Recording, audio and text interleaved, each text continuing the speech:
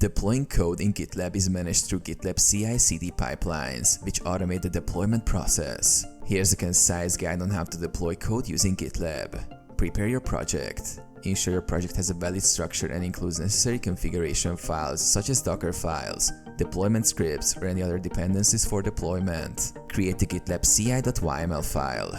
In the root of your project directory, create the GitLab ci.yml file.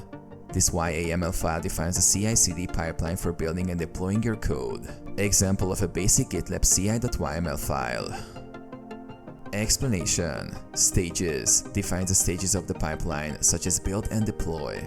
Build and deploy. Jobs that execute the build and deployment scripts respectively. Script contains commands to execute during each job. Only specifies that the deploy job runs only on the main branch. Commit and push GitLab ci.yml. Commit and push the GitLab ci.yml file to your GitLab repository. Monitor the pipeline.